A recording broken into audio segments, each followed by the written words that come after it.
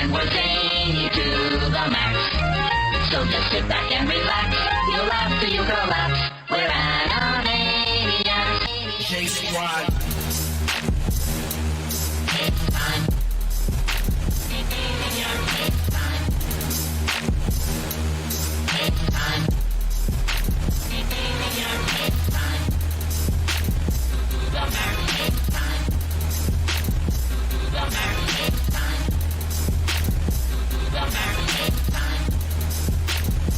The max. Animaniacs. Animaniacs.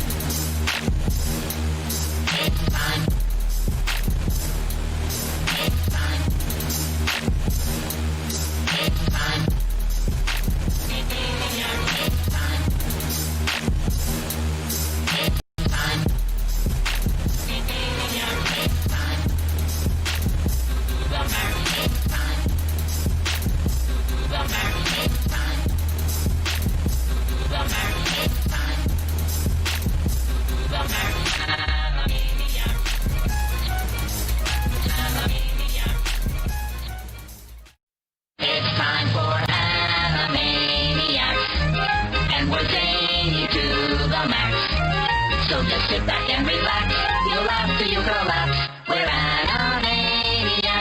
J-Squad.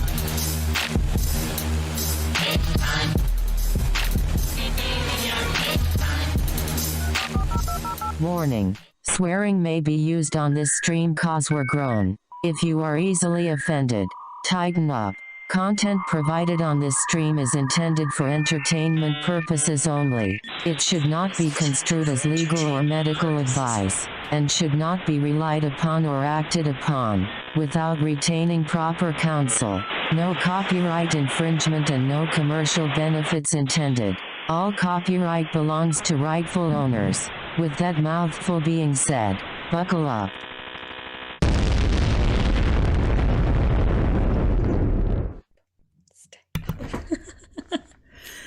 Hey, oh, god damn, that's loud. Sorry. Hey, no, it's me. Hey, everybody. Welcome back to Tanimaniacs episode, I can't even speak. Tanimaniacs episode 3.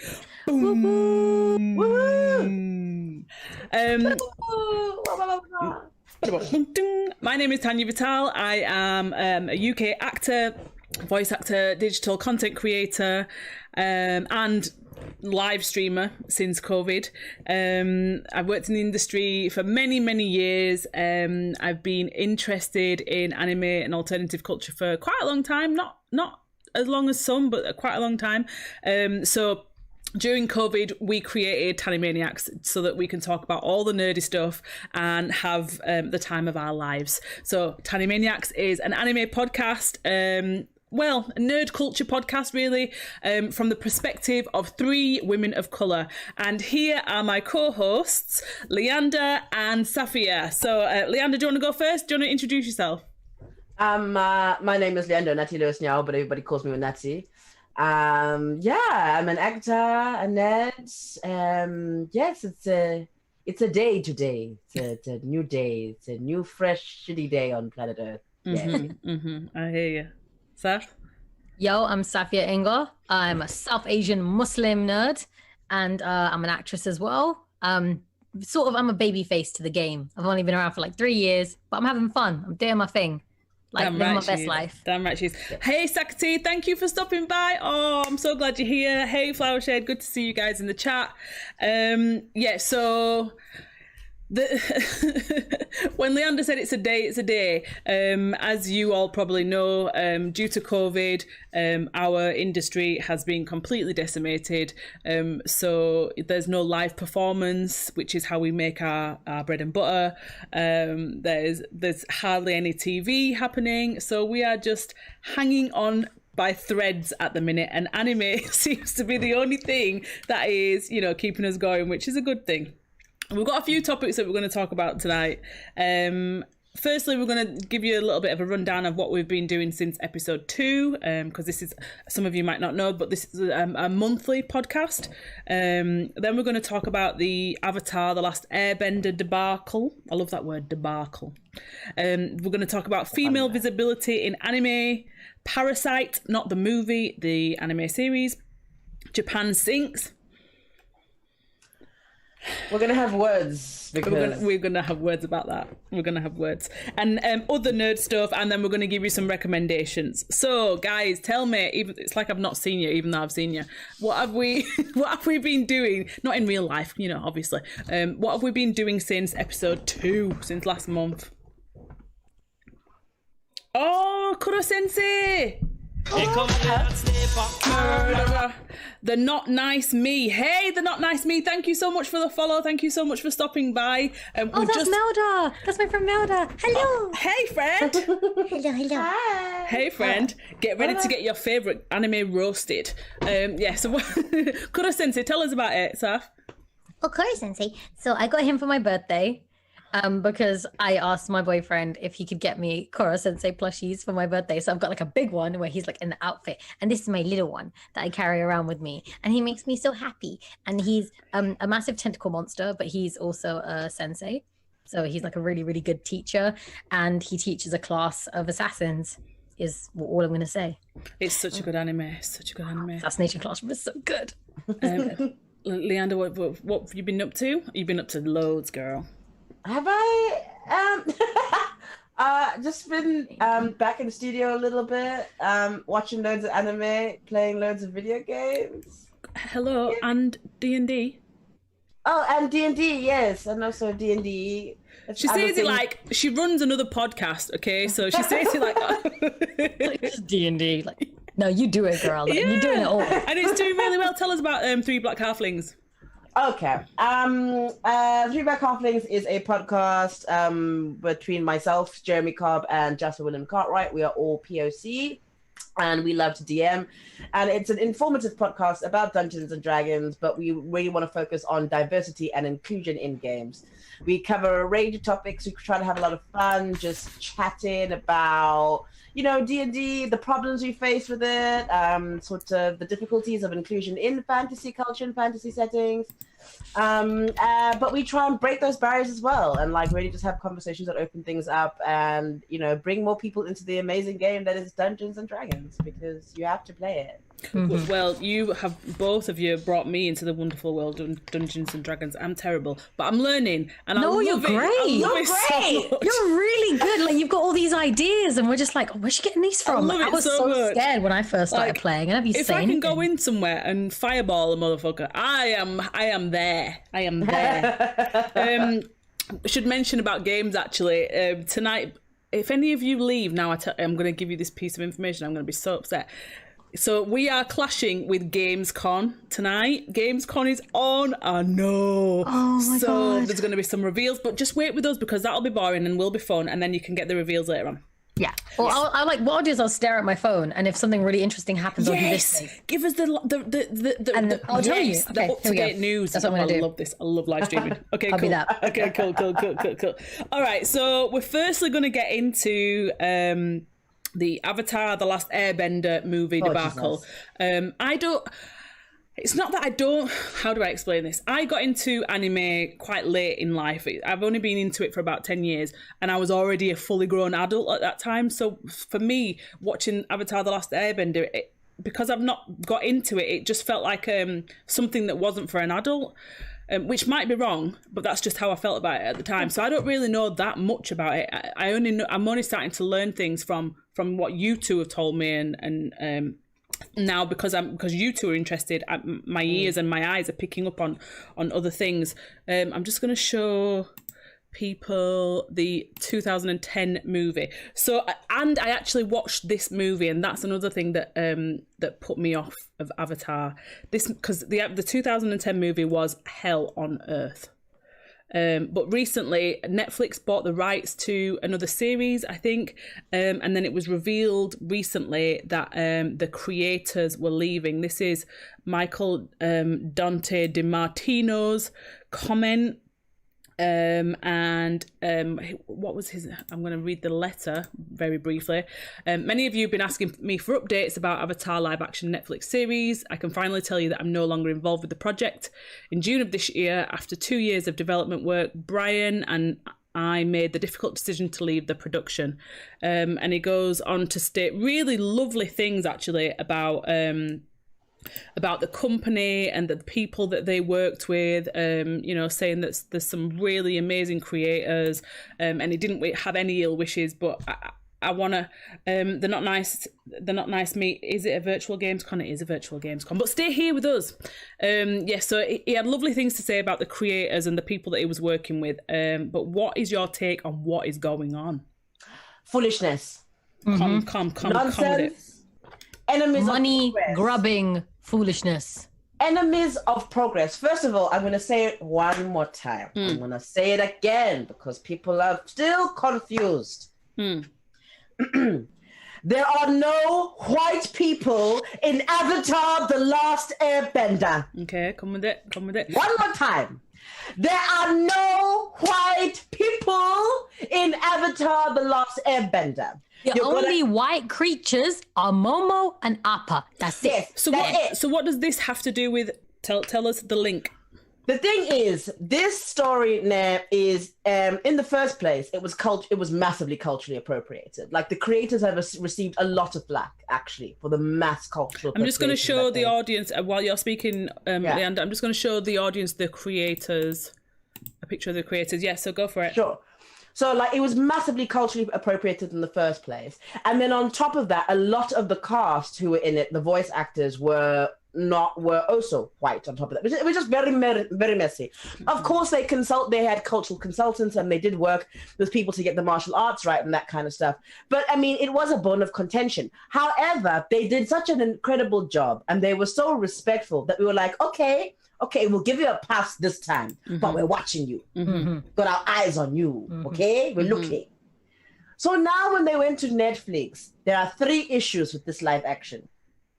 When they were working with Netflix now wants 3 things. First of all, they want to now ask if they can cast some white actors. This thing as the main characters. Well, we don't know who, but okay. at the end of the day, that doesn't matter because this thing is set in a fictional setting, but that is based on Asians. The Air Tribe, right. the Air Nomads are probably Tibetan monks. Right. The Fire Nation is a little bit Chinese, a little bit Japanese in there. Yeah. The Earthbenders are definitely like strong Chinese, old ancient Chinese elements in there, and the Waterbenders are Inuits. So like, where was a white person in there?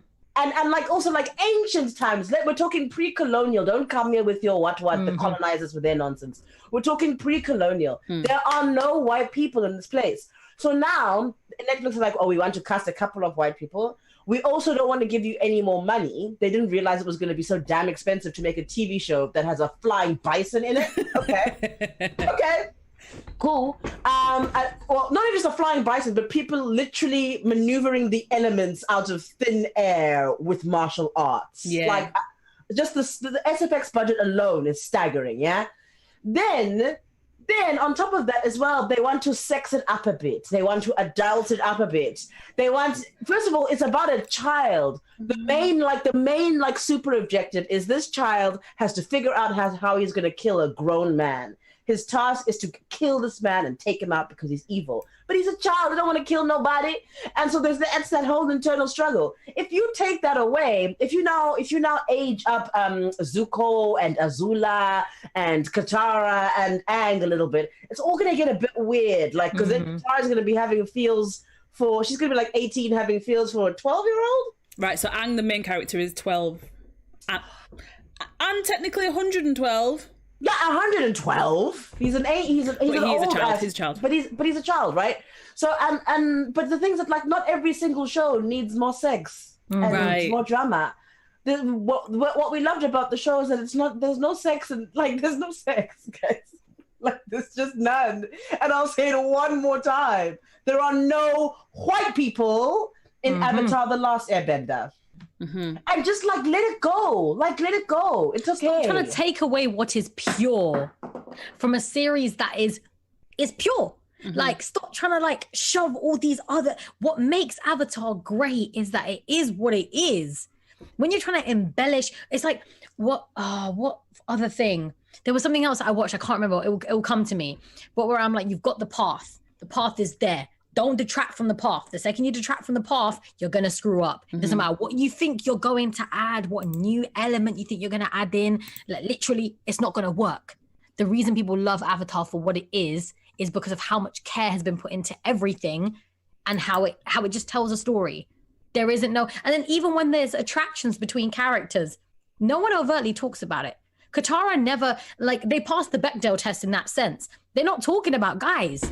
They're not talking about guys all the time. It isn't like, oh my God, like I find this character so sexy. And I bet you 10 quid they're going to try do it to Katara. They're going to try sexualize her because she has these like connections with men that she meets because she's a teenage girl. She's still exploring herself, her identity. She meets these really good looking men who are really powerful. And she's like, oh, maybe. But she never says anything about it. She isn't thirsting over them. But I bet you 50 quid they're going to try and make her some 18-year-old girl stripping off for Jet when she meets him. And some nasty nonsense like that. Jet is basically like this, like, he's a rebel, essentially. Yeah, of course. And he's like one of those like really good looking, chewing something at the side of his mouth guys who's like really slick and really smooth and really talented and skilled. And he's a tactician. So naturally, he's going to be a charismatic young guy. And Katara is a little bit like, okay, I see you. But it doesn't go beyond that. It isn't like this whole fleshed out love story. But I bet you 50 quid, that's what they're going to try and do. Yeah. Just leave that alone. Leave it alone. So you're saying that because of these things that's when the creators were like, yeah, no, we're because the creators themselves said that, like, because of all the cultural appropriation that happened in the first instance, they vowed that when and with the film with M. Night Shyamalan Ding Dong. God, that was the worst thing I've ever seen. It was awful. It got like 5% on Rotten Tomatoes. Yeah, I mean, and I suppose I missed another sort of Asian culture because there are elements of like Hinduism in the show as well. So also then Southeast Asians. That's fine. Everybody else, fuck off. Yeah. Get out of the queue. This is not like the thing is like why okay, if there's any white people watching, why must you have everything? Everything. Why must you have everything? You've already got so much. Do you think there's a worry? I mean, and also, like, the creators, the creators said that to rectify what they had done previously, and they were like, we're not budging on the no white actors. Like, we're not budging on that. Mm-hmm. If you're going to do live action, it's one thing when it's a cartoon. Yeah. Like, you've got a little, like, very little, but you've got some wriggle room there. Yeah. Now you're talking about making a live action rendition of something. These characters are not white. I mean, look what happened with, what was it called? Oh, it's the Marvel guy. The Marvel guy. It's gonna kill me. And it's Strange. No, something Fist. And I'm gonna Iron Fist. Is it Iron Fist? Yeah. Yeah. Look what happened with that. Yeah. And the first film, I mean, I'm playing devil's advocate. We work in the industry, so we know how this works and we know how the shit runs. But I'm just playing devil's advocate. Like, do you think there's a worry that, a Netflix worry that if we don't have any familiar, big name, mainstream white actors, that it's going to flop?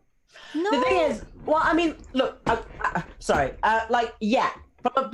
From a producing old school bunch of people who have been sitting at the table the whole bunch of white people. That's exactly what they're thinking. Yeah, business as usual. Right? But that's ridiculous, right? Because when Black Panther came out, did we not all go? When Crazy Rich Asians came out, did we not all go? Damn right we did. That was a I'm gonna be like I'm looking at how I'm gonna find me a copy of Mulan because I'm gonna be there for that too. Well, girl, there's issues. I don't like her. There's issues with that. I don't know. She's pro. Yeah. She a fascist. Yeah. Okay, well then I'm not gonna be there then. Never mind. I'll take it back. Yeah. Okay, cool. But I know what you mean. Like with all the other projects, like listen, we are tired. I'm tired of this being an excuse. If it is good, if the story is good, if people are there for it, people do not care. It baffles me. How do y'all not know how to use Instagram, Twitter, Google? All you have to do is hashtag Avatar The Last Airbender, and you'll see how many thousands of people love this show. They will pay out their assholes for anything related to this show. Anything. The comics are fucking rare in America because they basically sold out. Like The Search, The Promise, all of those comics are really hard to find in America because people bought them the second they were released because people love this show. Right. Where are their market researchers? I don't understand. Multi-million-dollar conglomerates can't even do their basic research. I can do on Instagram in 2 minutes. If I was to refresh Twitter, hashtagging Avatar The Last Airbender, the amount of love I would see for that show. How are people not sitting there going, you know what? I think we could just roll with this and see what happens. And let's not act like these people don't have the money for it. They're just being fussy. And because it's run by rich white people, usually rich white men, they are sitting there going, I don't resonate with this, so am I going to give my money towards it? But if Scarlett Johansson's in it, I'm going to give my money to it. Right. Yeah. Yeah, she's pretty. She said, I bet you 50 quid they'd cost her as Katara, hands down. Like, she's pretty, she's sexy, we can age her up, we can turn her into Katara, this will be great. Oh yeah, maybe chuck a bit of tan on her, yeah, she'll look Inuit, it'll be fine. And there is that running joke in the industry, especially with people of color, where we're all like, who's gonna play me in my biopic? Fucking Scarlett Johansson. Of course. Yeah. Because she costs everybody, and it's so annoying that all these rich white people just keep employing her. The bitch don't need it. She don't need this work. So you've touched on a really important thing there, because my question was going to be, if the fan base is so big, what is it that they think they're missing? And it's not obviously money, it's seeing themselves represented, which is ironic, don't you think? It's racism. It's racism, straight up. Straight up. Like, no. We're sketching around, The thing is that, people of color, we like to be helpful, but no, it's racism. Yeah. It's racism. It's just. And because so another thing about Avatar, they depict kids of color in a way that people don't want to see us. They don't want to see us fleshed out. They don't want to see us imperfect and perfect at the same time. They don't want to see us powerful. They don't want to see us taking control of situations. They don't want to see us fierce and bold and making decisions for ourselves, because it always has to be a white man to save us. Because or that's a white scary, man to tell us right? what's right. Because that's scary. Yeah. So there's no colonizer coming in going, I think you should do this, and then us going, of course, master, I'm so going to do this because you're the one who's saving me from this situation. Like, no. Happened with Pocahontas as well. My girl could have been fierce without John Smith, but for some bizarre reason, he had to come in and take the reins. No, my girl was fierce. She was diving off waterfalls before that motherfucker even showed up. But apparently, he needed to be there for her to be someone. Pocahontas is disgusting. The only decent Disney, debatable, but for me, the best, the Not Nice Me has just mentioned something about Pacific Islanders as well. For me, the best Disney film is Moana, and that is strictly because they speak their own language. They sing their own songs in their own language. I mean, it's maybe 1 or 2 songs, maybe 3 songs, but in Samoan and other Pacific Island dialects. But for me, that is probably the closest thing you were going to get to like a Pacific Islander cartoon. Yeah. Yeah. And also the fact that, and it's another storytelling aspect where we've all felt it. None of our cultures are represented pre-colonialism. It's always like the white people showed up and then we just existed. That was it. We never existed before white people showed up. Captain, we're And it's heartbreaking. Thank you for the host, That's Secretary. the reason why even people of color are so out of touch with their own culture. Because even when we're little, all we are told is that we were owned by the British. That's it. We apparently didn't exist before that. The only time our culture and our race was introduced is when white people owned us. When white people stole trillions of dollars from my country, took tea, took the spices, took my fabrics, took gold, took everything, and now it's in the bloody museums down the road. Forced famines. Forced famine, kill all my people, but no, I'm supposed to think Churchill's a hero. I'm supposed to think Churchill saved You me. will never catch me at the British Museum. That is a menagerie of theft. I love that menagerie of theft. It's when the little plaques are like given to the British Empire. Y'all motherfuckers stole it. We're going to talk about this actually, because this is one of the things that Japan Sinks brought up. But this whole idea of, I've lost my train of thought. But yes, Saf, yes, I'm with you. I'm angry. Yeah, I'm with you. So in terms of Avatar, where do you think they're going to go now? Do you think they're going to get somebody else is going to buy a story from them? What's Netflix going to do? Netflix is still going to show their thing, right? Well, yeah, because they've got the contract. And also, like, Netflix's contracts, especially for creators and stuff, are notorious for, like, being, like, traps. They are. That's why Michaela Cole pulled out of hers. So just to give you context, if you've not seen Michaela Cole's I May Destroy You, she was basically offered £1 million by Netflix, but she had to give up full creative control, and she was like, fuck that shit, and went to the BBC, kept her control and got her money. So yeah. You see, they're snaky. They're fucking snaky. And the thing is And about they know. Michael and Brian that I respect and love so much is they took that moment. It's like when John Boyega, the second his contract cut with Star Wars, my guy started saying exactly what he felt. He was like, I don't care. I got the money.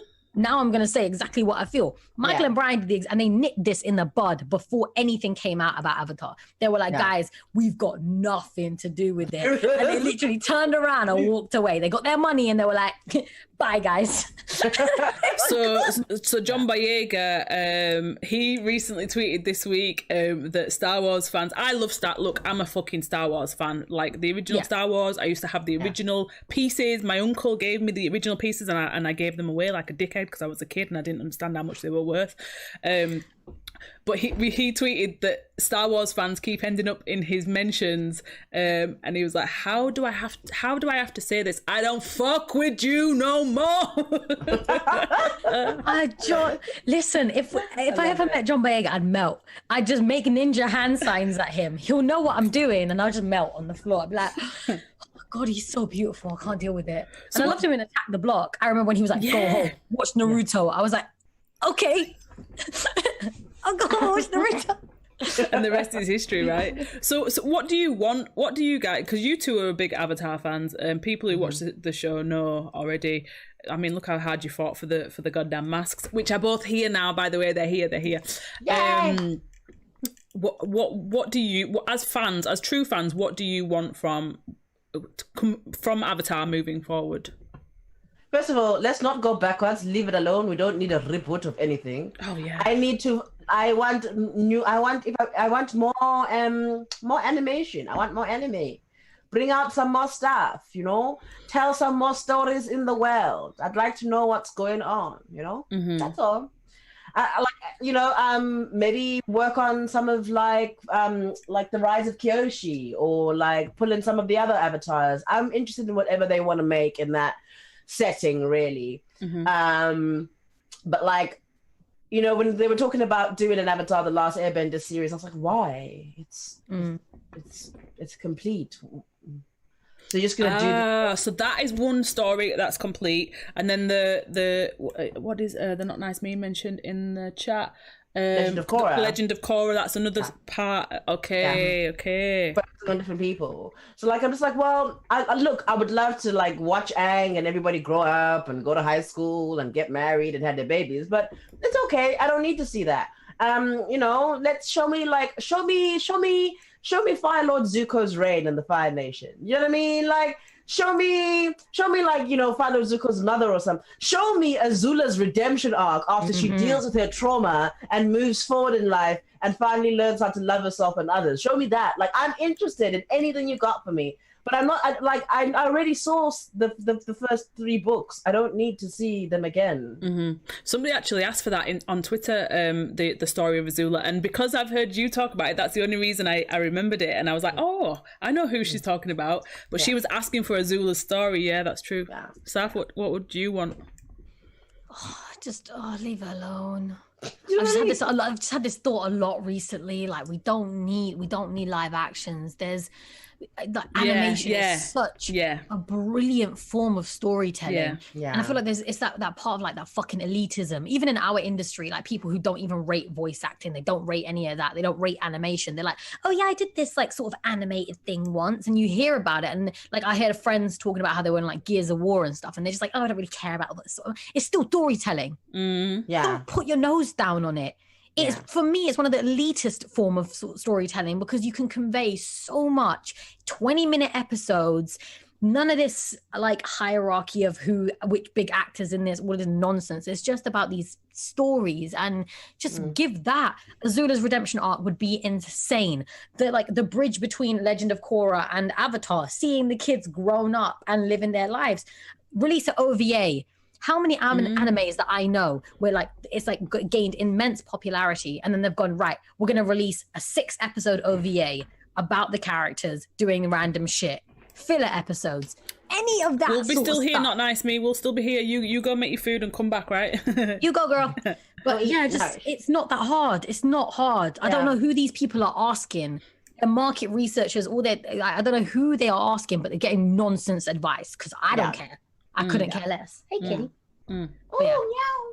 There's a kitty here. Okay. Right, so before we move on, I think I sent you guys the concept trailer. So I don't know who made this, because it's not the thing that's coming out. Somebody's just made it with I guess the people that they like, and they are all people of color. They're all from East Asia, Southeast Asia. We've got Jackie Chan in there and some other people that I'm not familiar with, so I'm just going to show the audience, because I guess it's kind of showing what the true fans really want. So let me show here the concept trailer.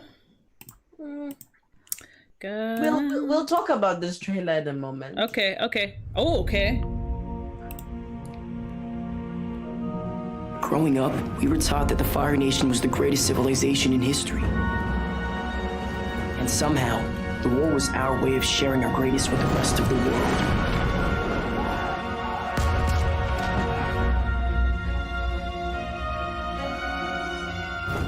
What an amazing lie that was.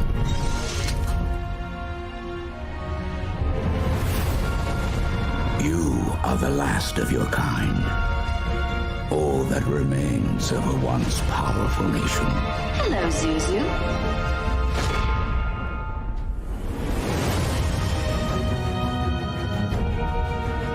Seek out conspirators. You must escape. The destinies are tied, Zuko. Your entire life has brought you to this moment. For now, you must leave.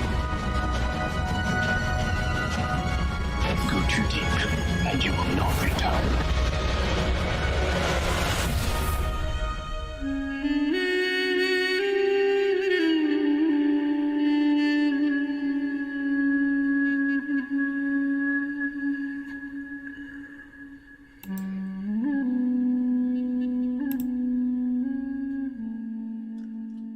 I love that final note. Do, do, do, do, do, do. All right, come on, tell me what's your thoughts. You're not buying it. Well, that's not for those. I know. For those who don't know, it's just a concept trailer. Yeah, and I stand a fan, and great work. Like the concept trailer itself has been made really, really well. Congratulations, like that's excellent work. But this is exactly what I'm against. Like, okay. I don't understand like why like as soon as you want to make something live action. I don't know, like as soon as you want to talk about like anything that has to like remotely do with fighting and martial arts, people feel like they need to like take all the desaturate every single fucking shot and throw a grade on the thing, so that it looks pretty the whole fucking time. Like, are we gonna use like it's like the same like copy and paste filter to make it look authentic? Like, oh, it's the dark and gritty one this time. Let's just chuck some gray at it and snap out all the color. Like, dude, no, like Avatar: The Last Airbender. Like, you know what the pinnacle of Avatar: The Last Airbender is for me? It's the fucking turtle duck. It's the turtle duck. There are turtle ducks. Turtle duck. It's the cutest thing ever. Like, you know, like Momo's a weird thing. Like, where's the cute animals?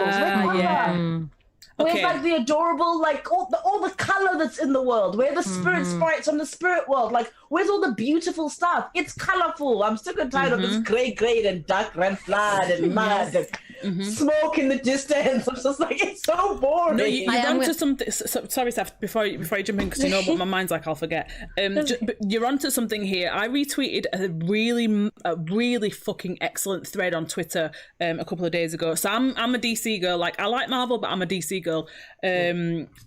And particularly my favourite Batmans are not the newish ones, the dark and gritty ones. I like the old crazy, funny, you know, outlandish shit. And the guy that wrote the thread was basically saying that Batman's kind of limiting itself by doing this whole dark and gritty thing for various reasons, and he makes really, really good points about it, but basically saying that, you know, essentially the dark and gritty Batman is basically helping police terrorize people who are, you know, underpaid, underfed, you know, struggling to survive. When you have the outlandish kind of crazy Batman, you could use that as a fight against fascism sort of thing, but at the minute he's helping fascism. It's a long thread and it makes sense. It's probably not making sense when I'm saying it, but what I'm saying is this dark and gritty thing that we've got in our heads in the entertainment industry is killing us.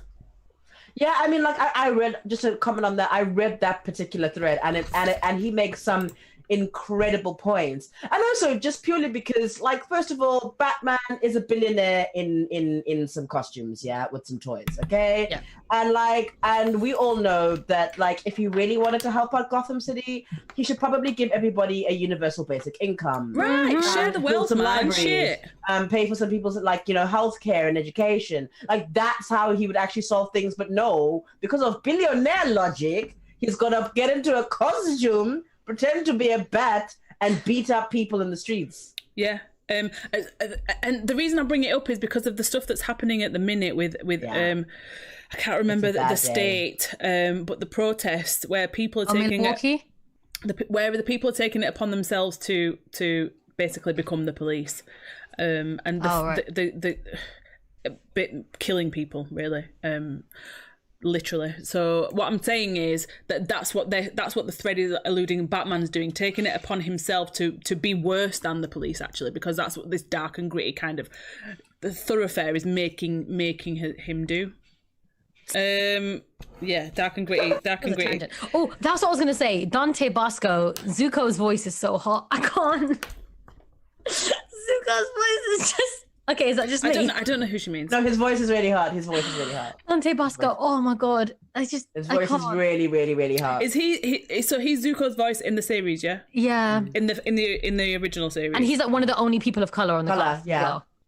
And he plays Zuko, and he's just his voice is just. He tells this like story because he does like stand-up comedy routines, and there's one where he's like talking about in the series in like he does life. like a separate Dante Basco, like the actor himself, does stand-up comedy series. See if I can find this guy now. Keep and talking. then he does this. There's this one section where he starts talking about having rough sex with a girl, and then because he sounds exactly like Zuko. No, he does a children's anime. I can't like, listen to this. But it's just his voice. He doesn't put a voice on for Zuko. It's just his voice, like his natural voice. So he just like really this hard. guy. Yeah. Oh my god, are you kidding? Sorry, go on, keep going. He's like pull my hair, and then she was like harder and like at the roots because that's where it hurts more. But he sounds like Zuko when he's saying it, and I'm just like, oh no, it's so dangerous. So this is Dante Basco. This is fucking Rufio. Yeah, Rufio. Rufio.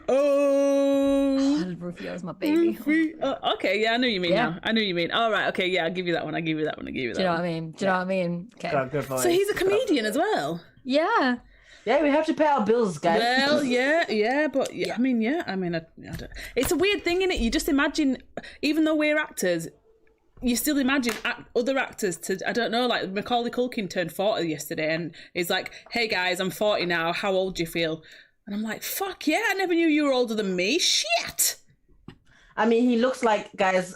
Honestly, he looks like 68. I mean, it's the drugs, man. It's the drugs that messed him up in stress. Life. Yeah. My boy. There's a lot of drugs. Oh, that's one thing I've been doing. I gave myself some tattoos. Oh, yeah, you did.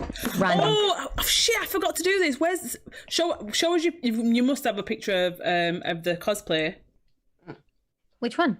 Emma? Yeah, show us all the tattoos. So for those of you who don't know, Saf is an amazing cosplayer, and she recently cosplayed Emma from The Promised Neverland, and it is sick. It's really cool. I loved how good it came out this time. So I got the neck tattoos from eBay. Woohoo! I fucking loved it. Like, I said that she had like Natalie Imbruglia vibes. Oh my god, awesome. I loved it. It was so good. But I also gave myself some stick and poke tattoos. What do you mean, like real ones? What do you mean, like actual ones on my body? Actual So stabs. Yes, the ones on my neck were fake ones, but I also gave myself. Here we go. All right. All right. What the fuck is going on? Okay. So, I just tattooed myself. Oh my god! One on my foot. All right, there. twitched up by me for feet. And it says the word Al, as in Alphonse Elric from Full Metal Alchemist Brotherhood. You said, Luyanda, you said I called it. Yeah. I'm like, someone's been watching a lot of Full Metal Alchemist. Let me tell you. I want to get a T-shirt that says Alphonse would never, because he's perfect. He's just. I literally can't. I don't know what it is about Full him. Metal Alchemist. I keep trying, but every time I try, I just can't. Maybe I need to, sometimes you need to watch this past a certain point. Are you watching Brotherhood or Full Metal Alchemist? Yeah, Brotherhood, I think I'm watching. Oh, Brotherhood's amazing. Oh, I don't know. Maybe I'm wrong. I don't know. I'll try again. I watched Full Metal Alchemist, and I've just started Brotherhood. That shit hurts right on your fucking bones, Saf. Yeah, mate. I gave myself a crown from Kingdom Hearts. Listen, I've got a couple of tattoos, and my bone hurts. Girl, you are crazy. She literally would do the Death Note. I'm telling you. Just going. If she's tattooing herself on her ankle bone, she's crazy. Just so you know. All right, moving on. So, and I'm going to try to stop saying so, because when I was editing down the last episode, I realised, that all I say is so. All right. Again, it's coming out. Right, we're going to talk about female visibility in anime. So I've got a little provocation here for the audience. And where is it? Here we go. No, not you, you beautiful Rufio. Here we go. Here it is.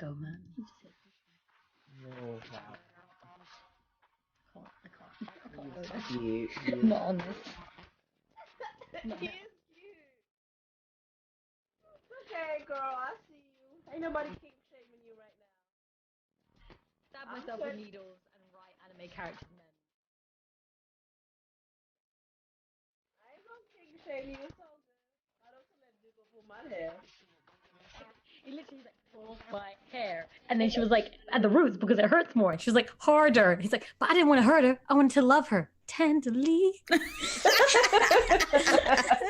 So cute. I was like, oh no. I love the fact that we were showing basically a badass woman saying "fuck y'all" who say women can't like anime, and you two are in the background like, I'm not kink shaming you, girl, and you're like, oh my god, first enough. Tenderly. And you say Sakati's saying in the chat, I say a lot, and I do that lip smack. Sorry, I can't help it. It's my little tics that keep me going. Yeah. So, what's the name? Pika Swoosh there, basically saying fuck y'all who say women can't like anime, because we are basically all the main characters and the voice actors and the creators and the writers. And the thing is, you know, as somebody who like I'm not an animator, but I work in film and television and theater, right? And I've worked in film and television behind the scenes as a video editor in production companies before I became an actor. Okay, and what I don't understand is when just people, you know, just normies come up to you and tell you about your industry. Because like I'm thinking and I'm like, what do you mean girls can't like anime? Like, who do you think got what? Who? I'm sorry, hang on, wait, I'm just like, sorry. Like, wait. Like I'm just trying to put the numbers together. How did you come to this? They don't understand. Well, yeah, like you said, they clearly know nothing about it enough to form that opinion, because the writers, the designers, all the voice actors, Luffy, Naruto, I mean, she listed them. Yeah, they're all women. I'm sorry, what? And also, do we not have eyes? I'm just like, what? Where is this coming from? Like, that's the kind of person you just want to punch in the dick, you know? You're just like, okay, well, you're stupid. That's when you're like, you just don't engage. Straight up stupid. You don't engage in the conversation because this person's dumb, because they've said a very dumb thing. Like, the reason it came up in my mind was because I follow another podcast called Worst Generation Podcast, another anime podcast. Shout out to Worst Generation Podcast. Love you guys, you're amazing. And they run a regular Run My Fade on Twitter. So it's like, Run My Fade is who would win in a fight, or who do you think who do you want to get rid of, who's annoying, who would win in a fight, They do various different ones, and they did a Run My Fade, and it was a One Piece one, so you know I'm there, and all of the people that they'd picked were all men, and I'm like, no, why would you pick those characters? Nico Robin, one of the female characters, she needs to start earning her keep. She's fucking not done shit for fucking months. And they were like, oh, well, nobody mentioned her. And it just stuck in my mind. Why did nobody mention her? Because she's invisible to people. They don't think about the female characters. That's why they're not an issue, because it wouldn't even register to even. Do you see what I mean? They don't even think to pick female characters in any of your top. Well, I guess the question is, who would your top anime female characters be? Mikasa. Right. Yeah. Pick maybe 3. You go, Natty. God, 3. Yeah, see? God, 3, you have to think about it. Because it takes me a while. Okay, there's Mikasa, not many though. There's okay, go.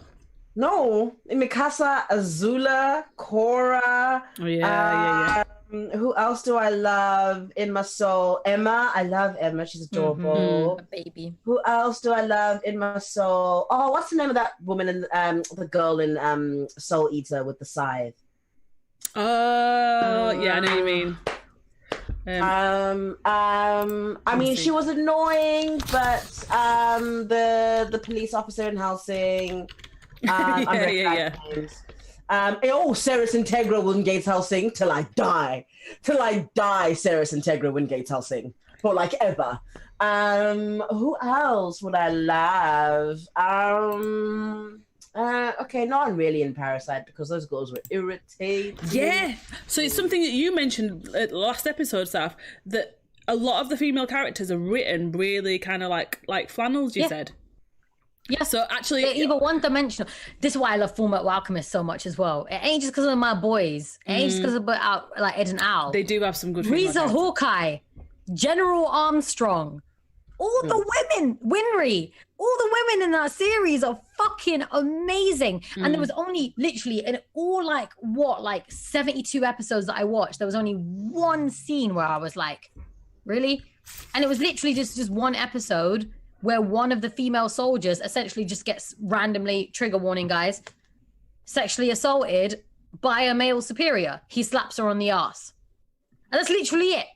Of like everything in like 72 episodes. And this was in like episode 68 that this girl gets slapped on the ass, and that was it. The women in that show are, and because it was written by a woman as well, it's fucking amazing. Amazing. Are you kidding me? But like there's so many shows where I'm just like, and or like it's not even just like how they write the characters, how they design the characters. Why do all the women need to be completely fucking naked? The men can wear full massive body tits, armor. little skirts. But like Yaya Rozu, I'm only jealous because I got nothing. Academia. I got nothing. This was like Yaya Rozu from My Hero Academia, who is a 15-year-old girl, has like huge boobs. Not to say 15-year-old girls can't have huge boobs, because you know some girls develop naturally at an early age.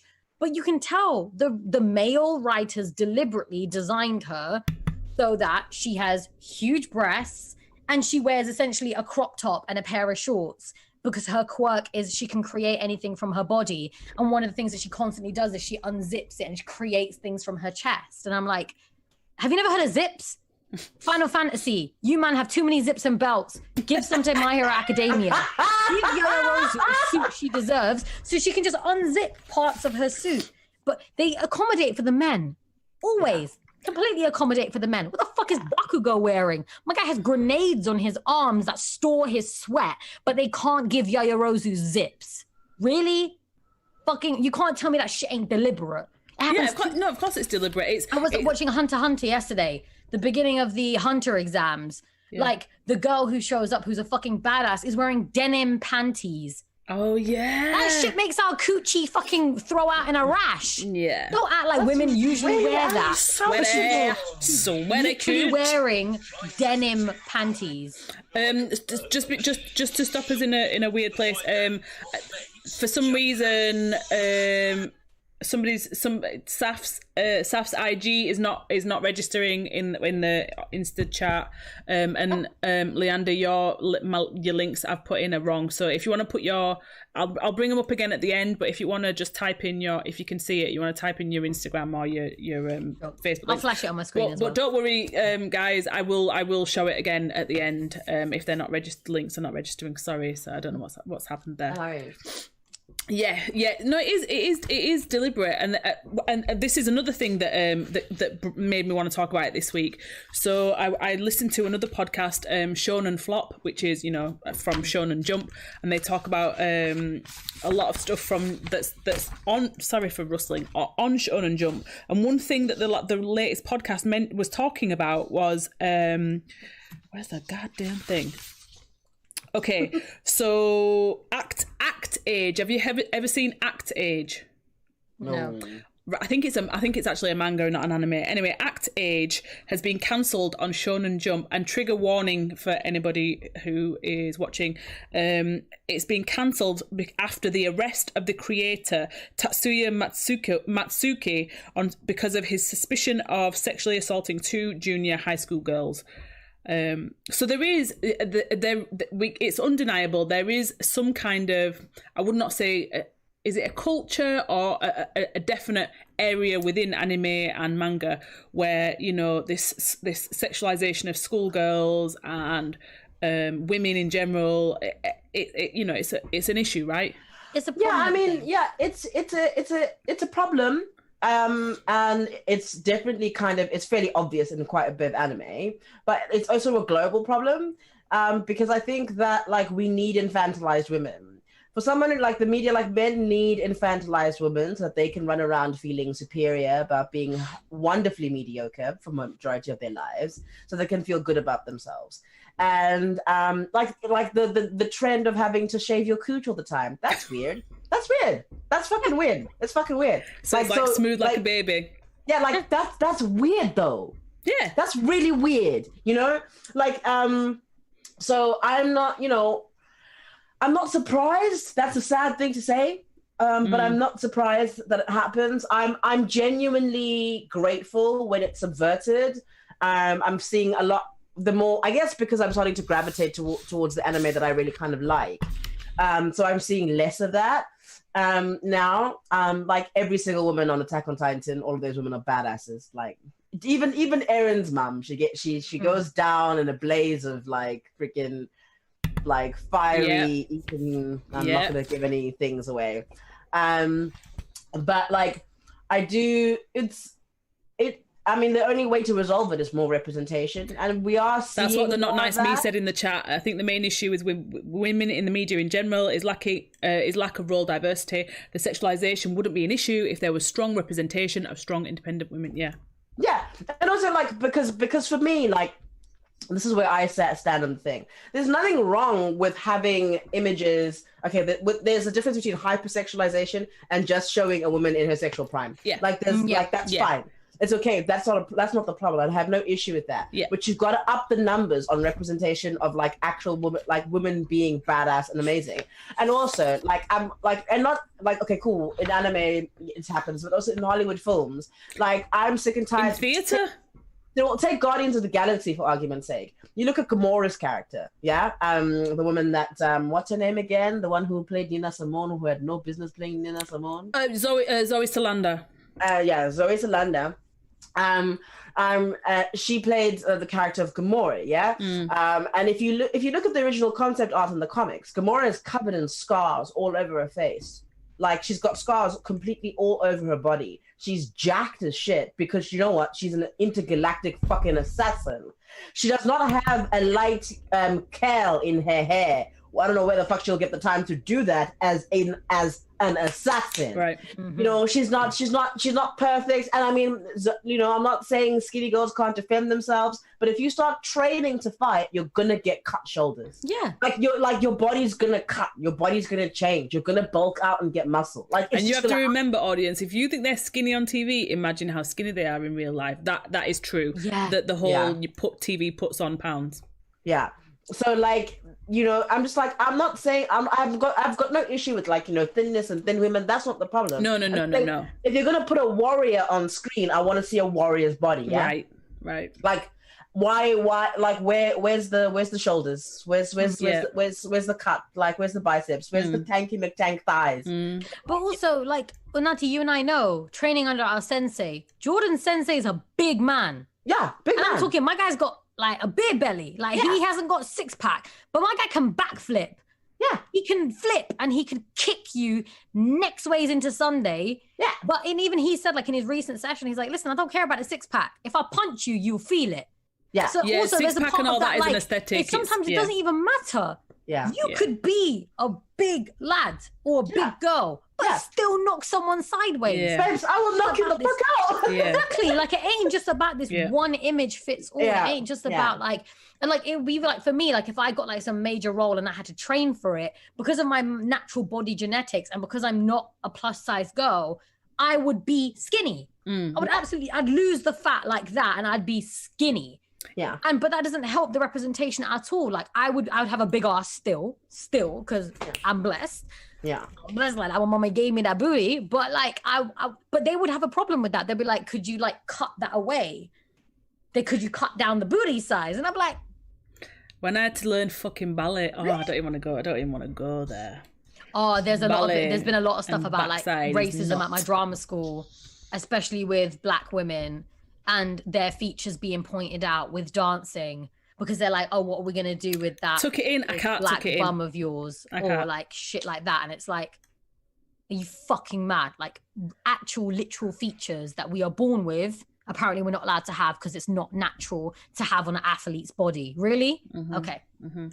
Somebody else brought this up in the acting world, actually, again on Twitter, which is where I get all my provocations.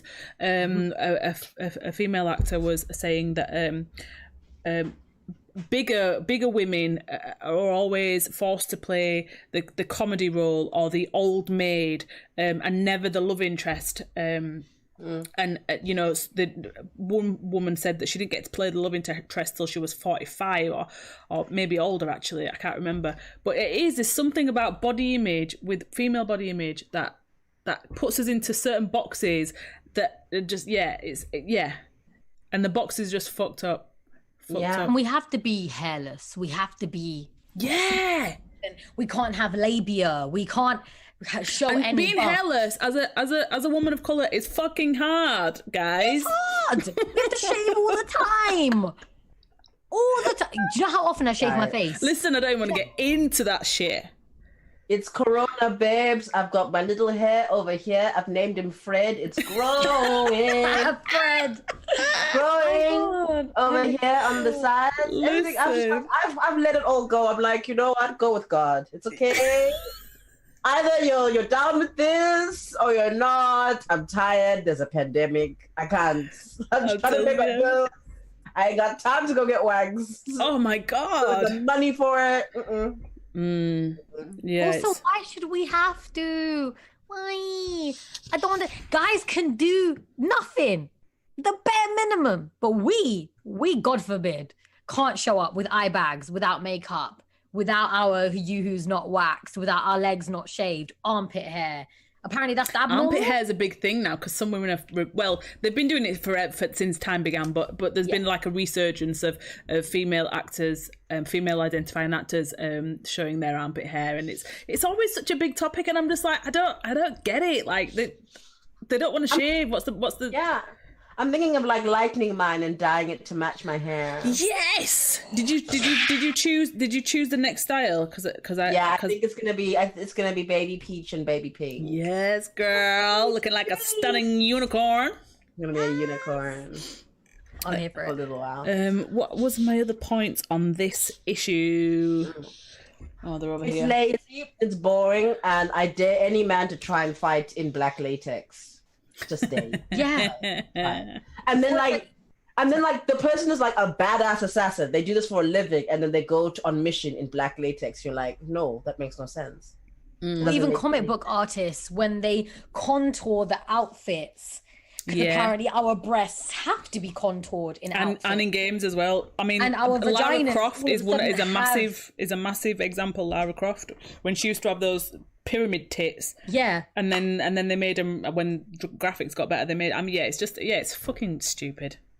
Like, rather than making it just like a smooth outline, it has to be, our breasts have to be contoured, because that's how dresses fit us, ladies. Apparently, it's just reinforcing, non-realistic fucking body images on but the thing, like, even if Lara Croft is a bigger breasted woman, there are several of them out there. Yes. Many of them out there. Mm-hmm. Girls with big boobs know how to deal with that shit. She would be in a G-Shock motherfucking sports bra. Yes. Their titties would be strapped in. Right. Not a little crop top. Just pull it up and just yank it and get it there with the back support so that she can do the backflips and shit. You know what I mean? The not nice me said, if you're gonna give her big boobs, then give her a bra that can handle them. That's how you know. Or even panty lines. I didn't even realize until recently that visible panty lines is something that men invented and not us. Like, girls used to shame themselves for like being like, oh, I can see your underwear because I'm wearing it. Listen, you're going to see my panty lines all day long. I don't give a shit. I wear my granny knickers. They're comfortable. Fuck I'm wearing knickers. My grandma knickers. I love them. They keep everything in place. Yeah. They keep me comfy. What's the probs? I shouldn't have to wear lace. A little string up my backside. Fuck that shit. Oh, God. I want you to sit with a thong up. Oh, it's like razor wire. Especially, this is how I'm gonna frame it. Especially living in London, you know how far you walk nearly every fucking day with that shit chafing. No, sorry, no. The not nice me said latex is pretty noisy too. It would be horrible on a sneak mission. Sneaky as fuck. Do you know what I mean? It's squishy as fuck. You gotta carry that oil around all the time. Like, I've quite a bit of latex myself. No, you also gotta shine yourself as well. It's not your slippery and your slick. You know what I mean? And like, otherwise it sticks together. It's rubber, guys. It's rubber. Yeah, but that's it. Women didn't. But men have like proper tracksuits, and they have like combat pants, and they have pockets, and they have jackets. Pocket, I can tell. We can't have a jacket, ladies. We don't get cold. Freeze to death, big breasts, bitch. And we don't get cold. That's it. All right, well, we're gonna move on to what we're moving on to. Yeah, all right. So let's talk about Parasite. So Luyanda recently, I saw her mention it, so I was like, yeah, I love Parasite. So Parasite, the anime series, not the South Korean movie, which is also fucking amazing. Brilliant, yeah. And well deserved to win the Oscar. So what are your thoughts? Have you seen it, Saf? I haven't. What are your thoughts on Parasite? I think it's really, really good. I think it tackles like a big sort of human question, like, you know, what is it to be human? What is compassion? Like, where do we draw the line, and what is cruelty? And I thought it was genius, and it moved at a pace. Like, I think first sitting, I think I consumed like 14 episodes of the thing in one go. You were like, what is this chaos?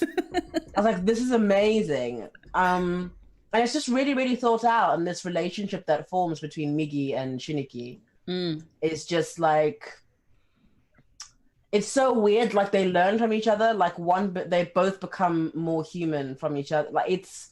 So the premise for those who don't know is that aliens land on Earth, and it's like an alien host, right? So it's like a parasitic alien host that embeds itself in this young schoolboy, adolescent schoolboy, but it doesn't reach the place it should. So it doesn't have a full body takeover, and it's basically about them kind of coexisting in this one body and how their relationship changes over time. It's yeah. And I mean, obviously they've got to take out, you know, bosses as well along the way, and they kind of go on a personal journey of discovering like who they are, because the sort of like alien spores, if you will, are like, they're trying to figure out how to live. They don't know how they got here. They don't know what they are either. Yeah. And then it begins to kind of really question like serious questions about like the wastefulness of human beings, environmentalism, like, you know, why do we put ourselves at the top of the food chain every damn time? Like, and some really interesting points are raised by some of the parasites who just speak from a very logical place. You know, where does self-preservation kick in? Where do you put yourself before others? I think it's a great show. I think I was moved by it. I was made to think by it a lot. And also I was entertained as all hell. And also what I kind of enjoyed is like, there were moments when I was like, oh, this is going to land up into like a massive boss fight. And then it doesn't. Like, it turns on its own head and something completely different happens. And you're like, oh, that's actually really beautiful. I didn't think that they would, you know, that's unpredictable. Yeah. That's I was expecting something else, which is it's very good. It's really good. Sakati's saying I love that show. Yeah, I don't know what it is about Migi, who is the parasitic. I started crying for Migi. I was like, something about Migi that's very familiar from the get-go. I don't know if it is because, you know, if you're a Star Trek, Star Wars fan, mainly Star Trek, I guess. And the whole, I get, what was the other one that had parasitic Stargate, something about Migi is so familiar, so like warming to the heart from the get-go. Like, from the get-go, you are rooting for Migi. Because I think what they did quite brilliantly, in terms of how Migi's voiced as well. Voiced like a small child. Trying to figure things out.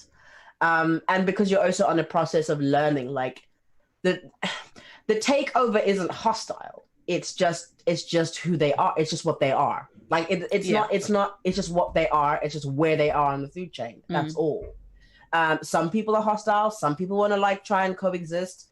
But like it is just population dynamics really. And that's, you know, and there's just so much on the show. Like I'm trying to like talk about it without giving spoilers away, because like it's really, really difficult. But it's really is beautiful. I highly recommend. Yeah, I do too. Need to watch it. All right, yeah, definitely watch it, Saf, so we can get your opinions.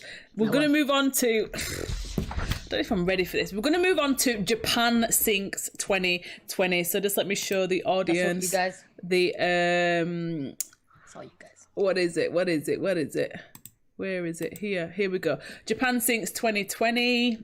It's on Netflix now. It is a series, but it's very short. Like I binged it in an afternoon. They're like 20-minute episodes, and there's like 10. It's not very. Oh, it's a series. I thought it was a movie. No, it's a series, but it's so short. It's like 4 hours long. If you watch it all together, it's really easy to just kind of tread through. I heard about the Trash Taste I heard about it on the Trash Taste podcast. Not the best thing to say about it. Parasite. Parasite or Japan Sinks. Tell me now, the not nice me. Parasite or Japan Sinks, because we're gonna have a discussion about this. All right, so this pissed me the fuck off. Why? All right, I'll tell you why. Japan Sinks. The not nice me said Japan Sinks. Girl, listen, this pissed me the fuck off. Okay, I've got my list of dislikes. Let me get through them. Okay. I was, after watching this, because I remember on last episode, I said, oh yeah, let's watch Japan Sinks together so we can talk about it next episode. I was so angry with myself after watching it, or halfway through watching it. In fact, a quarter of the way through watching it, for suggesting it. It's one of the most frustrating things you will ever watch in your life. How did I explain this to somebody on Twitter? If you imagine the worst thing that could ever happen to you, and then repeat that every 10 minutes. That is what Japan Sinks 2020 is. There is no respite. It is constantly hitting you with the fucking licks. At some point, it just feels like self-flagellation, and you get trauma fatigue. Like, literally in my notes, I've put trauma fatigue. There's too much. I was sad, but I wasn't moved. I was like, oh, that's sad. One of the things I didn't like was we didn't get to know the characters, really. I didn't feel we got to know the characters. I wasn't invested in any particular character. Maybe the old man from the supermarket a little bit. I don't know. It was so predictable. I mean, I don't know if that's because we work in the industry, so like we see storytelling in a very different way to people who don't work in the industry. We'll go watch a film and we'll see the structure straight away, and we'll kind of predict how it's going to end. I found Japan Sinks really, really predictable. They give you little Easter eggs, and then you'd be like, "That's going to happen," and then it would happen. I wasn't a fan of the graphics. Like, they all had really butch arms. Mum's arm was like, compared to her body, it just looked weird. By episode 8, my notes say, "For fuck's sake, I'm over this shit." Episode 9, my notes say, after everything that's going on, I don't want to give you any spoilers. All this guy wants to do is fucking rap. Do you remember the bit? Yeah, I do. And then at the end, it felt like a bit of a Visit Japan ad. However, these are my likes. It was really very clever. And every end of episode was an oh my fucking god moment. Like, literally, what the fuck at the end of every single episode. I loved the fact that it brought up the idea of eugenics, racial purity, colonialism. When they were, how do I put this without giving spoilers? When they were picking people to go to the other islands, how they picked people was essentially eugenics, and I thought that was really clever to bring up. I love that they're looking at the refugee status, and like I mentioned earlier, that society is held together by fragments, like a natural disaster, or I don't know, it could be a natural disaster, it could be fucking coronavirus, and look how people act straight away. Like, look what was happening in the UK. People were fighting over fucking toilet roll. I loved that. I loved the discourse around a mixed family and being pure blood. As a mixed race black woman, there's always, my identity is always in question by other people, like defining who I am and what I am. I found that really interesting. I liked that they brought, sorry Luyanda, this is a long list, but if I don't get it out, I'll forget. I liked the idea that they brought up this kind of racist thing that's drilled into us. Well, if you don't like it, leave, or go back to where you came from, which is actually really cruel, a cruel thing to say to people who were stolen, I don't mean that about Japan Sinks, I'm just linking it back to, you know, people of colour in this country.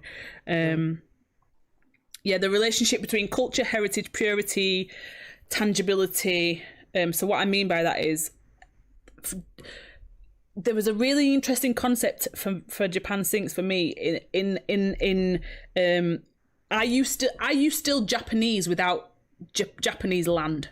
When your land's gone and you are in another country, are you still Japanese? Are you still Japanese after being displaced for 8 years, for 100 years? And if you are displaced for 8 years or 100 years, you are no longer pure blood, right? But are you still Japanese? Of course you are.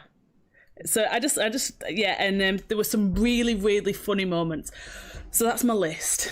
Tell me what you thought about it. Well, I think I'll start here.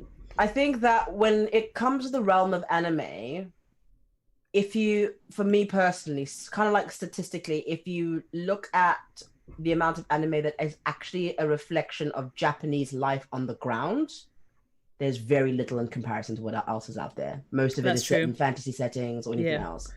So what I really enjoyed about the anime, and including its structure, I think the pattern within it is very deliberate.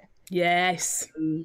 And I also, because it's almost like a shedding of something, and an unpeeling of layers of the society that we're not really kind of familiar with. I quite like the character in it enjoyed the character in it who was a British guy who lived in Japan and spoke fluent Japanese, and then embodied the lifestyle and the culture. And the one that they met, not Kite, the other guy, right? Yeah, the other guy. Yeah. And I think it handled a natural disaster brilliantly. I think it really showcased, for me, like the pace and the trauma was exactly the right amount. Because under those circumstances, everyone is falling off all the time. Everybody. Yeah. Like that beginning party of people who decided to go the other direction and went east, they're probably all fucking dead. Literally. Yeah. So dude, like every episode, it's a natural disaster. And also how it really wanted to showcase the good and the bad in people in traumatic events, like the truck driver. Yes. And I liked how that was also handled by all of those women. I was like, yeah, boy! Listen. But that's why I found it frustrating because that traumatic event happened and you knew it was going to happen, but they handled it. And then what happened after? I was like, for fuck's fucking sake! Well, I know because the literal ground is sinking underneath you. Like there's nowhere to escape that. I can't. You live on an island. There's nowhere to escape. So one bad thing happens, and then another, and then another, and then another, and you're literally just jumping from trauma to trauma, trying to survive. I found the wrapping moment incredibly beautiful because it came at the perfect kind of in the narrative structure. It was that moment of respite. Yeah, just before the final leg of kind of shit hitting the fan, kicks off again. It was just that, and I watched over that about twice or three times because I really tried to listen to each person's lyrics and where they were coming from. That was a really good way to express, I guess, the overarching message of the series, I think. And also to try and keep their spirits up. There's a kid there. Yeah. There's a kid who's had to survive under these extraordinary circumstances. God, I can't even child, a little boy. I'm clocking out. No, you need to watch it now because we've watched it. Now I need to hear what you feel about it. It's really good. Honestly, the thing is, every episode I was crying. Just be prepared. Every end of episode, you will be in tears. I didn't find it I didn't find it sad enough to cry, but I found it frustrating in the sense of how much this is the worst thing that could ever happen. How much worse can it get? And it gets worse. Okay, so I know I'm into pain and all that, but It is why would I want to do that to myself? Exactly. It's because it's really, really Is Dante good. Bosco there narrating this shit to me? Because I'll be down for that. But if There's not, a very I would hot still man. recommend watching it. I would still recommend watching it, Okay. even though it's I like will, frustrating I as will. hell. It is frustrating because you can see this Easter egg pops up, and then you get the Easter egg, and you're like, for fuck's sake! Mate. But there's something about it that, like Unati And said, I also really enjoyed the graphics. It was an older style. It's a much older where we are very. Oh, she's We've dropped lost out. her. She's dropped out. Oh, no, we've lost her. Repeat that. Unati, repeat. Luyanda, repeat that for us. Sorry. You freeze for a bit. Oh, sorry. There's these massive jumps happening in technology and what we're capable with in animation now. Like, I mean, just look at Demon Slayer or something like that, right? But that was very, it was a much older style and like a lot, and like frame to frame there were those little interesting like glitches that you would be like, those are errors. But like it felt homely. It lent something to it. Like it made it feel. Yeah, I mean, I felt like less like I was watching an anime. In terms of like, I guess the character that I connected with the most was the mother. Like, I rode that character out all the way. Like, I was deeply, deeply connected to her because she was just trying to keep everything together. I love the fact that she was. So in Japanese culture, there's again, it's I guess similar to British culture. If you're half, you know, you're not either or. So they call them halfus. Mum is Filipino, dad is Japanese, and I just really loved that. Really loved that they chose to do that. Yeah, because I think with other anime, either everyone is likely to be Japanese or sometimes they're white people, whatever the case may be. But like, I seldom see like a representation of modern Japan because it must be multicultural. Like, not as much as the UK, but absolutely. Yeah. But I mean, I'm not like talking about like, you know, villages and stuff. But I mean like Kyoto, Tokyo, Osaka, like multicultural. Like on some level, so like it was just really I've got so many friends who go out there to work and study and stuff. Like I've got a Chinese friend who's out there. I've got a Black Scottish friend who's out there right now working with the games company. Like, but you don't see them out there, do you? Like apparently they just don't exist. And there is this sort of I constantly talk to them about the social side of it, and there is this like. And I haven't been there, so I can't say it for firsthand. But from what they've said, there is this sort of like this real identity behind being Japanese. And that's one of the things that I loved about the series because there is definitely there is an element of anti-blackness in. I mean, it's across the fucking world, but there is an element of anti-blackness in East Asia, in Japan and South Korea. I'm picking those two because they're the two that I kind of long story, but yeah. So even in South Asia, like even in my countries. That's why I loved. I just loved the idea of. I mean, I know Mum's Filipino and not black, but just this. It just threw a spanner in the works for me. It was like exposing that nonsensical kind of we are pure, we are this, we are. When actually, you know, if you are displaced for 8 years and you're not anymore, but are you still Japanese? Of course you are. I get excited when I see a dark-skinned Japanese person in anything, or dark-skinned like Asian person in anything. I'm like, oh my God, like you're there. So I did like a recent thing on TikTok where I was just drawing a bunch of Haikyuu boys as like South Asian, as Desi. And I like made them like, I gave them like darker skinned and like South Asian features. And it was like, it's so weird how much some of them suited it. But then also I was looking at other characters and I was like, they're already darker skinned. I don't need to do anything to them. Like they could easily be from anywhere. And obviously like in the narrative, they are Japanese, but I was like, oh, okay, you're there. Okay. I had that. It was nice. Yeah. And I also quite like that. I also quite like the relationship that what they were also addressing with the son being an online like gamer. Yeah. And communicating in English a lot because of that. Like that, they're like his little broken English. Oh, and he was like, not broken, he was like, oh no way. Oh.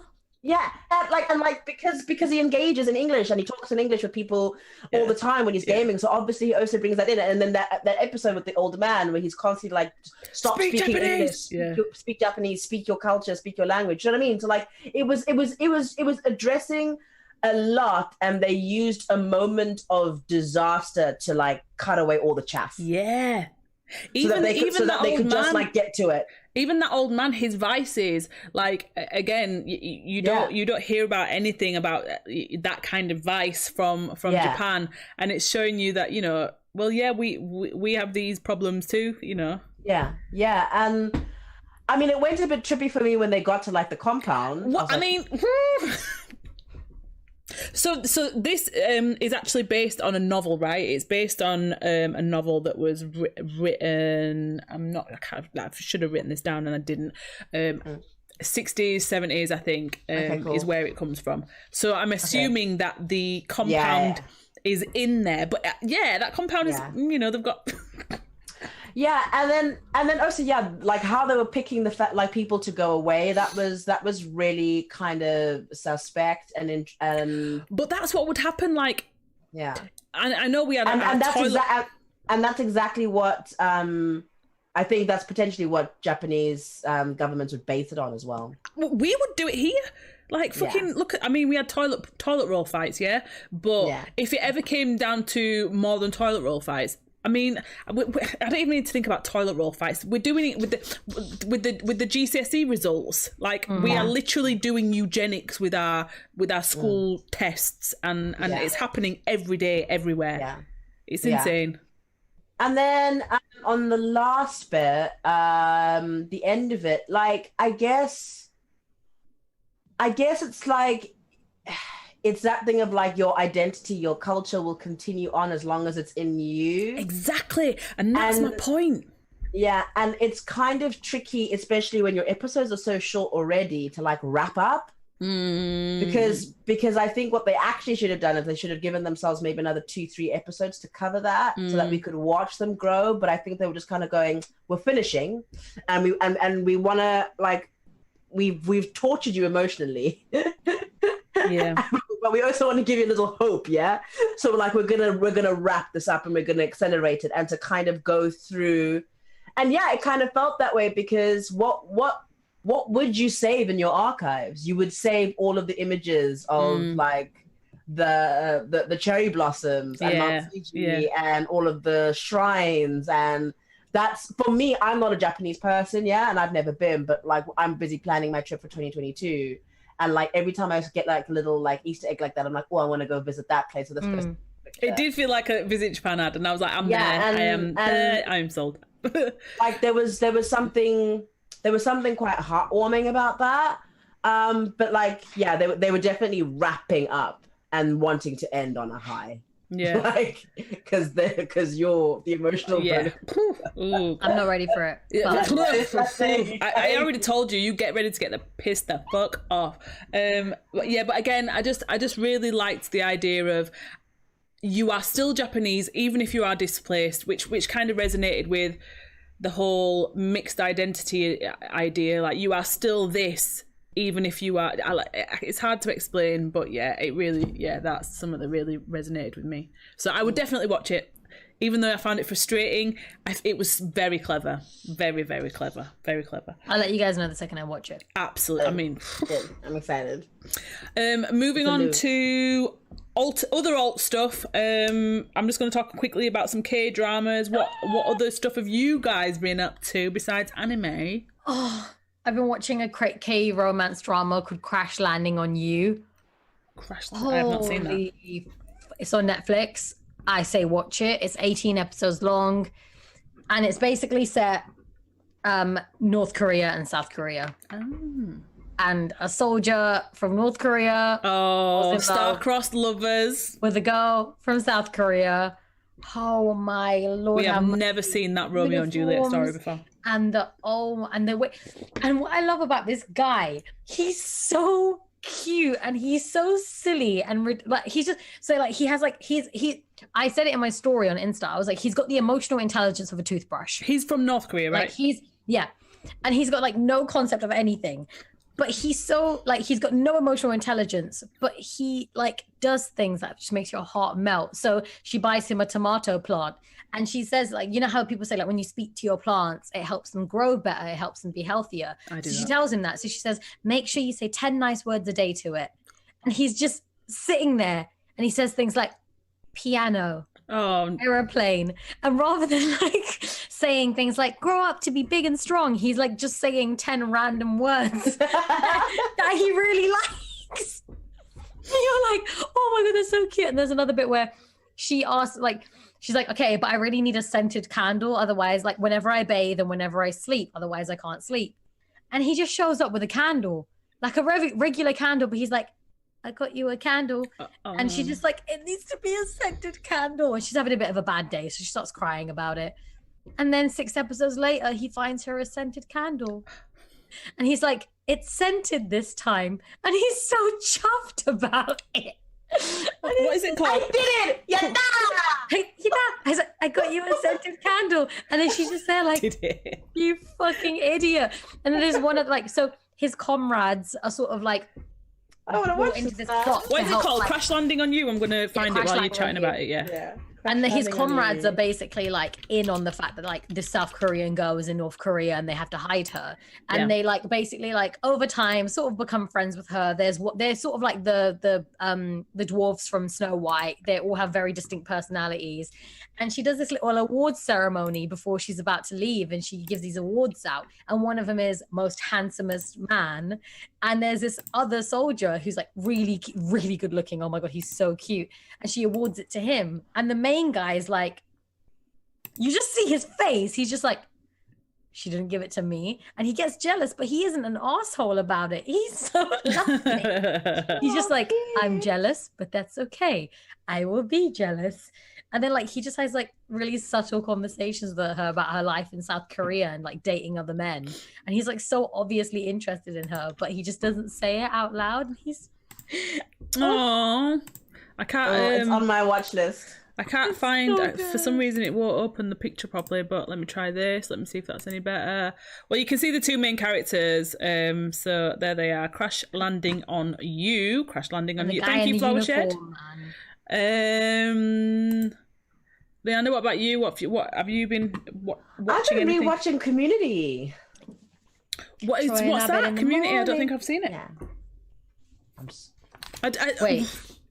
What? Wait, Koro Sensei, sit down for a second. Oh, no, I'm gonna get the talk. You're gonna what is it? I don't know what we're talking about. I don't know what it is. Oh my God, I'm getting the talk. One of the greatest TV sitcoms. Community. Yeah, in the last. Childish Gambino's in it. I don't watch TV. All right, Community. It's on Netflix. It's on my list. I'll try find Community. The Dungeons and Dragons episode has been removed for what reason I don't know.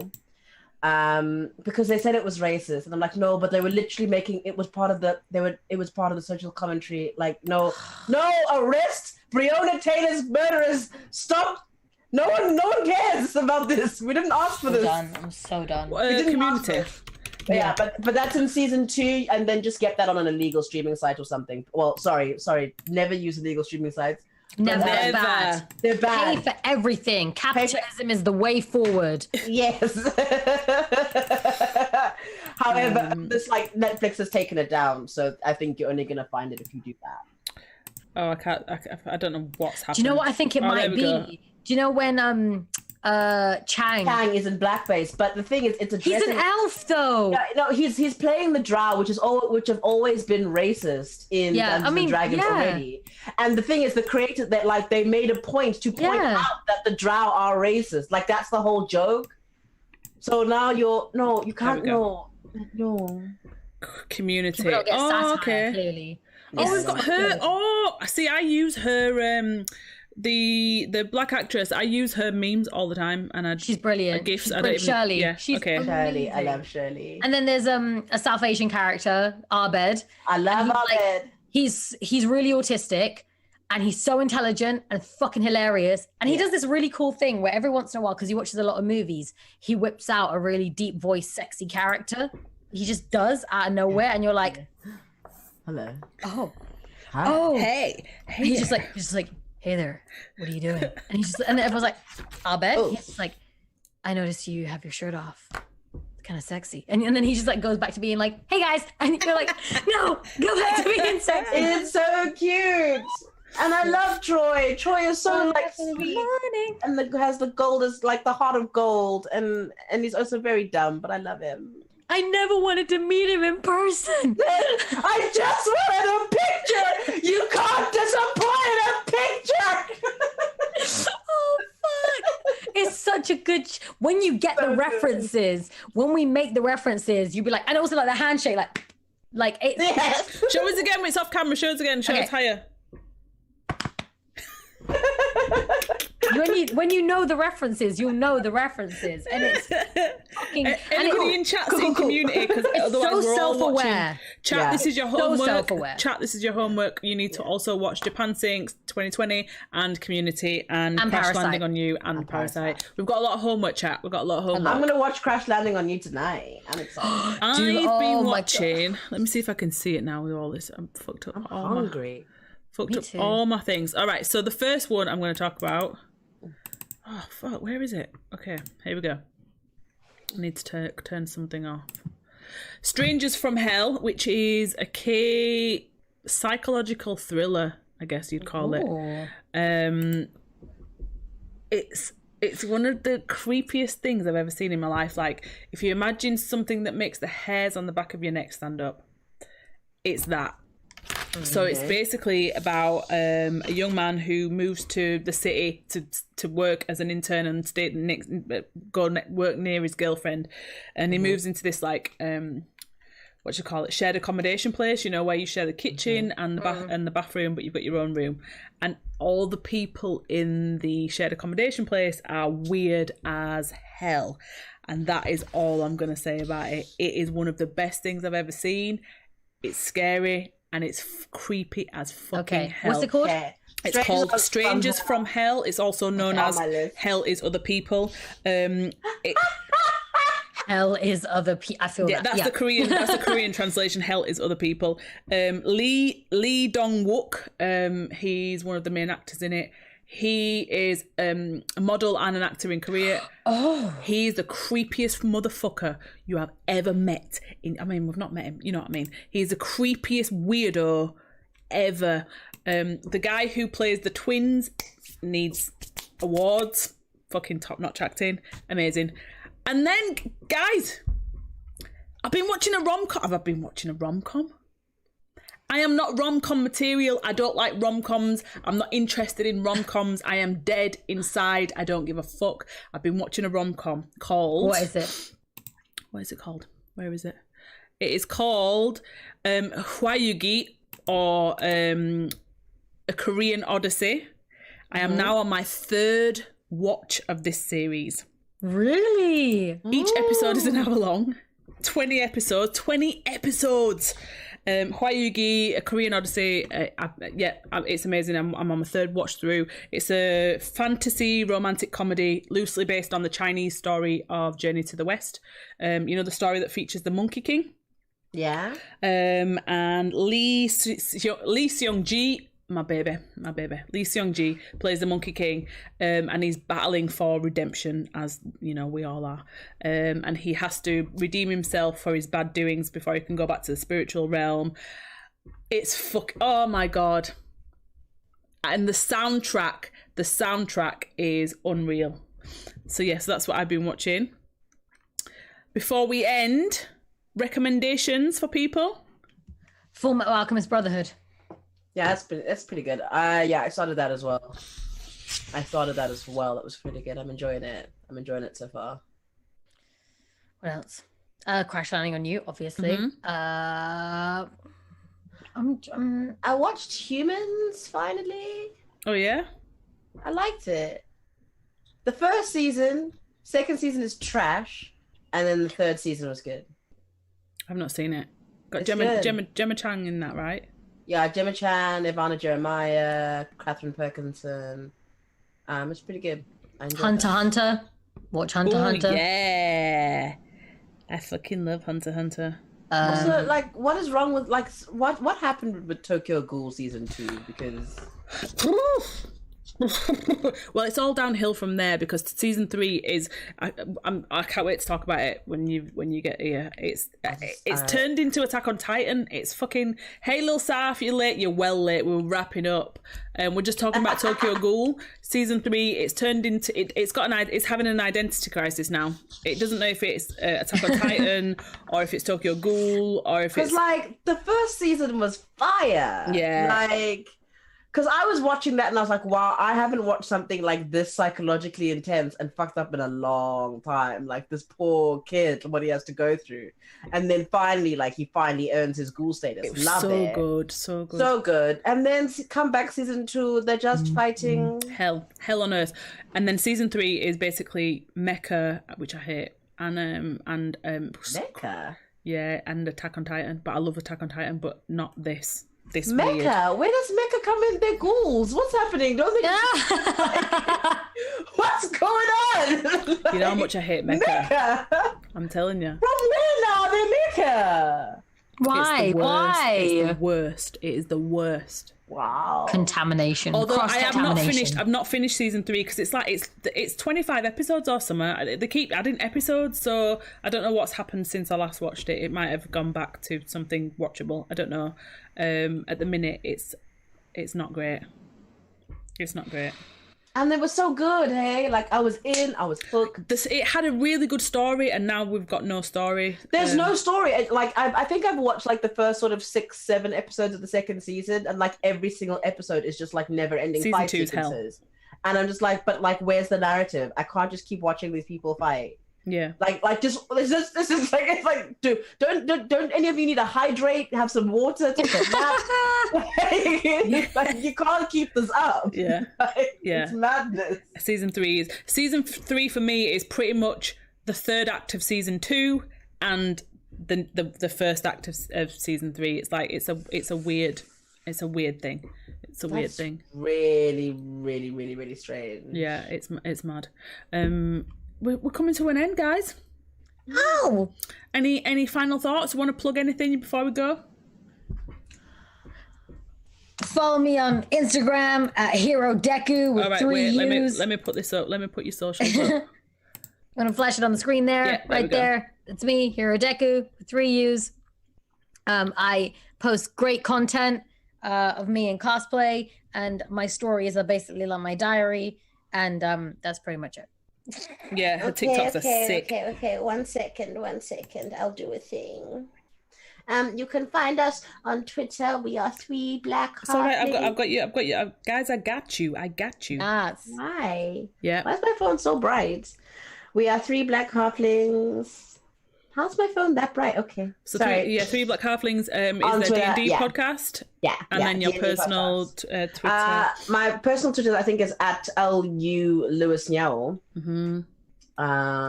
I just talk about stuff. She talks about great stuff. So sorry that the links weren't working in the chat, but you can, if you screenshot it now. 5, 4, 3, 2, 1. Boom. Oh, thanks, guys. thank you. Thank you. This was fun, as per usual. Yeah. Oh, I didn't even say my recommendation apart from the K stuff before anything. But somebody else, this is why I need to mention it. Somebody else, Michelle Chen mentioned to me that we should be watching Mirai Nikki, which is also known as Future Diary. It looks gruesome and horrific, so I cannot wait. Okay. If you want us to look at animes or you've got suggestions, you can contact us. Our socials are in the chat, or the socials for the channel are in the chat. DM us, whatever you want us to do. We'll have a look, and we will be back next week with FTC chats. I don't know who we're interviewing. I'm going to try get Guy Level. I don't know if he'll be into it, but I'm going to try get him. Thank you so much for stopping by. Let's see how many people are in there. All right, so we're going to raid somebody. Don't go nowhere. Do not go nowhere. We are going to raid somebody. Let's raid. Can I read? Who shall we raid? Who are we raiding? What's a read? A raid is where you send all your people to somebody else. Oh, there's only massive people live. Who else can we raid?